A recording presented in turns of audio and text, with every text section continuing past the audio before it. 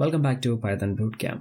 ഈ ഒരു സെഷനിൽ നമ്മൾ ഡേറ്റയെ പറ്റിയും അസൈൻമെൻറ്റ് ഓപ്പറേറ്ററിനെ പറ്റിയാണ് പഠിക്കാനായിട്ട് പോകുന്നത്. So let's get started. ഇവിടെ ഞാനൊരു വേരിയബിൾ ഡിക്ലെയർ ചെയ്യുന്നു. Salary equals 3000. ഇവിടെ സാലറി എന്ന് പറയുന്നത് ഒരു വേരിയബിൾ നെയിമാണ്. ഇവിടെ ഈക്വൽസ് സൈൻ എന്ന് പറയുന്നത് എന്താണ്? ഇതൊരു അസൈൻമെൻറ്റ് ഓപ്പറേറ്ററാണ്. സോ നമുക്ക് വാല്യൂ അസൈൻ ചെയ്യാൻ വേണ്ടി നമ്മളെ സഹായിക്കുന്ന ഒരു ഓപ്പറേറ്ററാണ് അസൈൻമെൻറ്റ് ഓപ്പറേറ്റർ എന്ന് പറയുന്നത്. കൂടാതെ നമുക്കിവിടെ കാണാൻ സാധിക്കും 3000 എന്ന് കാണാൻ സാധിക്കും. അതെന്താണ്? ഈ വേരിയബിളിൽ ഞാൻ സ്റ്റോർ ചെയ്യുന്ന വാല്യൂ ആണ്. ഇപ്പോൾ സാലറി എന്ന് പറയുന്ന വേരിയബിളിൻ്റെ അകത്ത് എന്തുണ്ട്? 3000 എന്ന് പറയുന്ന ഒരു വാല്യൂ ഉണ്ട്. ഓക്കെ, ഈ വാല്യൂ എനിക്ക് പ്രിൻറ്റ് ചെയ്യാനായിട്ട് പ്രിൻറ്റ് സാലറി എന്ന് നൽകിയാൽ മതി. ഇനി ഞാൻ റൺ ചെയ്യാനായിട്ട് ഹലോ ഡേറ്റ എന്ന് പറയുന്ന ഫയലിൽ വന്നിട്ട് റൈറ്റ് ക്ലിക്ക് ചെയ്ത ശേഷം റൺ ഹലോ ഡേറ്റ എന്നുള്ള ബട്ടൺ പ്രസ് ചെയ്യുന്നു. ഇപ്പോൾ നമുക്കിവിടെ കാണാൻ സാധിക്കും 3000 എന്ന് വന്നിരിക്കുകയാണ്. ഇതുപോലെ തന്നെ എനിക്ക് സാലറിയെ മറ്റൊരു വേരിയബിളിലേക്ക് അസൈൻ ചെയ്യാനായിട്ട് സാധിക്കും. My first salary equals salary. Okay, ഇപ്പോൾ my underscore first underscore salary എന്ന് പറയുന്ന വേരിയബിളിലേക്ക് എന്തായിരിക്കും സ്റ്റോർ ചെയ്യപ്പെടുക? അതായത് ഇതിൽ 3000 ആയിരിക്കും സ്റ്റോർ ചെയ്യപ്പെടുക. ഇനി എനിക്കിത് പ്രിൻറ്റ് ചെയ്യണമെന്നുണ്ടെങ്കിൽ എന്ത് ചെയ്താൽ മതി? അതിനായിട്ട് പ്രിൻറ്റ് നമുക്ക് റൺ ചെയ്യാം. ഇപ്പോൾ നിങ്ങൾക്ക് കാണാൻ സാധിക്കും 3000 എന്ന് വീണ്ടും വന്നിരിക്കുകയാണ്. ഇപ്പോൾ ഞാൻ വീണ്ടും മറ്റൊരു വേരിയബിൾ ഡിക്ലെയർ ചെയ്യുകയാണ്. ഡെമോ ഈക്വൽസ് എക്സ് എന്ന് നൽകുകയാണ്. ഇവിടെ നമുക്ക് ഒരു എറർ ഉണ്ടാകും. കാരണം എന്താണ്? അൺറിസോൾവ്ഡ് റെഫറൻസ് എക്സ് എന്നാണ് കാണിക്കുക. അതായത് എക്സ് എന്ന് പറയുന്ന ഒരു വേരിയബിളിനെ നമ്മുടെ പൈത്തന് അറിയില്ല. അത് നമ്മൾ നേരത്തെ ഡിഫൈൻ ചെയ്തിട്ടില്ല. അപ്പോൾ അത് പോസിബിൾ അല്ല. പക്ഷേ അത് പോസിബിൾ ആകണമെങ്കിൽ എന്ത് ചെയ്താൽ മതി? എക്സിനൊരു വാല്യൂ നൽകിയാൽ മതി. ഇപ്പോൾ നിങ്ങൾക്ക് കാര്യങ്ങൾ മനസ്സിലായെന്ന് ഞാൻ വിചാരിക്കുന്നു. ഇനി അടുത്ത സെഷനിൽ നമുക്ക് കൂടുതൽ കാര്യങ്ങൾ മനസ്സിലാക്കാം. ഇനി പൈത്തണിൽ വേരിയബിൾസിന് നെയിം ചെയ്യുമ്പോൾ കുറച്ച് കാര്യങ്ങൾ നമ്മൾ ശ്രദ്ധിച്ചിരിക്കണം. അതായത് നമുക്കൊരു ഉദാഹരണം നോക്കാം. X is equal to 10, y is equal to 34. ഇവിടെ നമുക്ക് കാണാൻ സാധിക്കും x is equal to 10, y is equal to 34 എന്ന് ഞാൻ നൽകിയിരിക്കുകയാണ്. അതായത് എക്സ് എന്ന് പറയുന്നത് എന്താണ്? ഒരു വേരിയബിളാണ്. y എന്ന് പറയുന്നത് ഒരു വേരിയബിളാണ്. എക്സും വൈയും എന്താണ് യഥാർത്ഥത്തിൽ? ഉദാഹരണം പറയുകയാണെങ്കിൽ നമുക്ക് ഹൈറ്റും വിഡ്ത്തും കൂടെ മൾട്ടിപ്ലൈ ചെയ്യണമെന്ന് വിചാരിക്കാം. അപ്പോഴേക്കും ഹൈറ്റിനെ ഇൻഡിക്കേറ്റ് ചെയ്യാനായിട്ടാണ് ഞാൻ എക്സ് നൽകിയിരിക്കുന്നത്.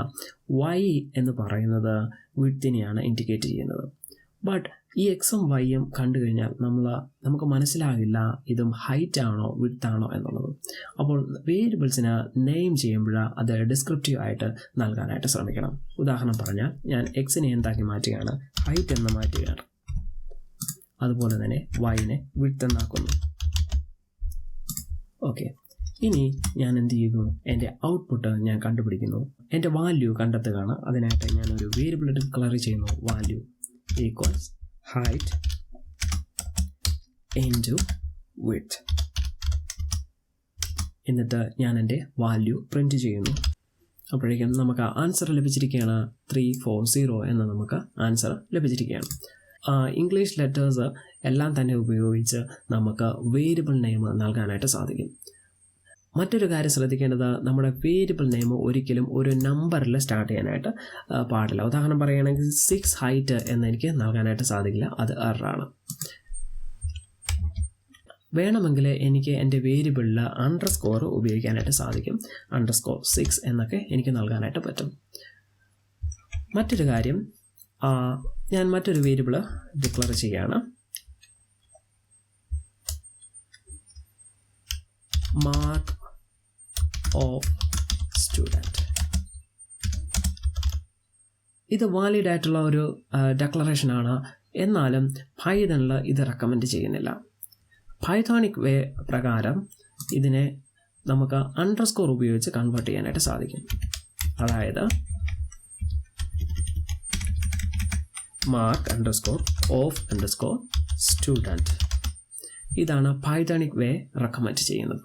അതായത് പൈത്തണിക് വേ എന്ന് പറഞ്ഞു കഴിഞ്ഞാൽ നിങ്ങൾ പൈത്തണിൽ കോഡ് എഴുതുന്നു. ഇത് മറ്റൊരാൾ കണ്ടു കഴിയുമ്പോഴേക്കും ആ കോഡ് അയാൾക്ക് റീഡബിൾ ആയിരിക്കണം, അതുപോലെ തന്നെ മെയിൻറ്റെയിനബിൾ ആയിരിക്കണം, കൂടാതെ ഈ കോഡിന് നല്ലൊരു സ്ട്രക്ചർ ഫോളോ ചെയ്യുന്നതായിരിക്കണം. അതിനെയാണ് നമ്മൾ പൈത്തണിക് വേ എന്ന് പറയുന്നത്. പൈത്തണിക് വേ അനുസരിച്ച് റൈറ്റ് ആയിട്ടുള്ള ഒരു ഡെക്ലറേഷനാണ് ഇത്.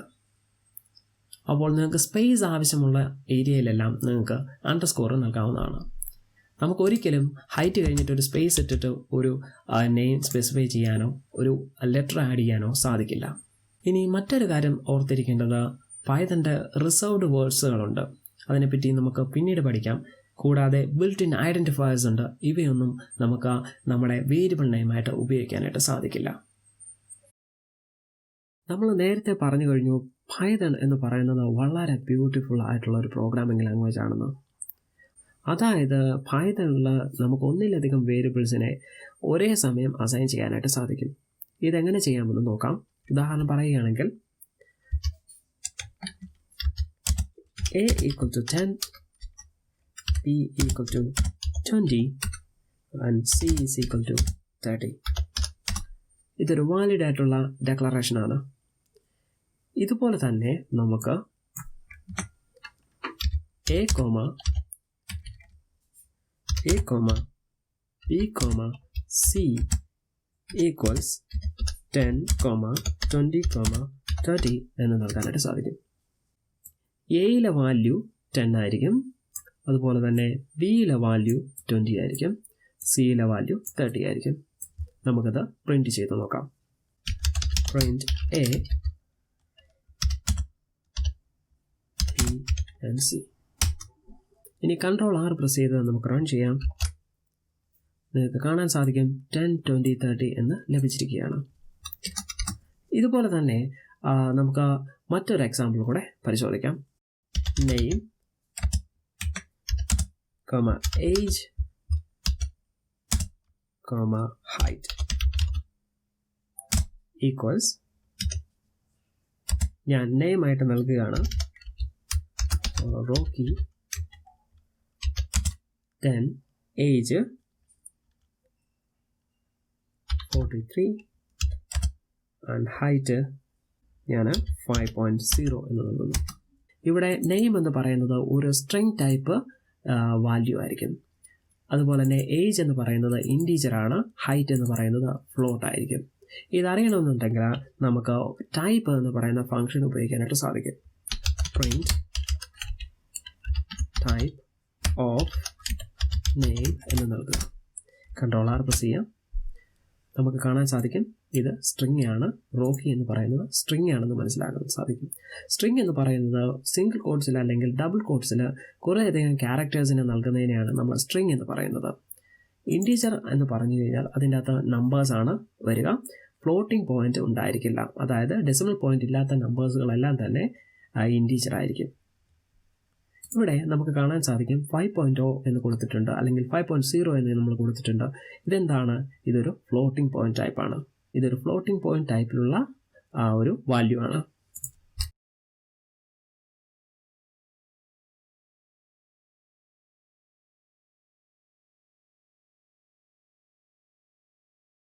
ഇനി നമുക്ക് ഇത് പ്രിൻറ്റ് ചെയ്യാം. Ctrl+R പ്രസ് ചെയ്യാം. നമുക്കിവിടെ കാണാൻ സാധിക്കും ആദ്യത്തേത് എന്താണ്? String type. രണ്ടാമത്തെ എന്താണ്? Integer type. മൂന്നാമത്തെ എന്താണ്? Floating type. അതായത് ഡാറ്റ ടൈപ്പിനെ പറ്റി നമുക്ക് ഇനി വരും ലെസണിൽ കൂടുതൽ കാര്യങ്ങൾ പഠിക്കാം. ഇനി നിങ്ങൾക്ക് ഇത് പ്രിൻറ്റ് ചെയ്യണമെന്നുണ്ടെങ്കിൽ ഞാനിത് ഇവിടുന്ന് കോപ്പി ചെയ്യുന്നു. ഓക്കെ, നമുക്കിവിടെ കാണാൻ സാധിക്കും റോക്കി 43 5.0 എന്ന് നമുക്ക് കാണാനായിട്ട് സാധിക്കും. ഇനി നിങ്ങൾ ഈ പ്രോഗ്രാംസ് എല്ലാം ഒന്ന് പ്രാക്ടീസ് ചെയ്ത് നോക്കുക. നമുക്ക് അടുത്ത ലെസണിൽ കൂടുതൽ കാര്യങ്ങൾ പഠിക്കാം.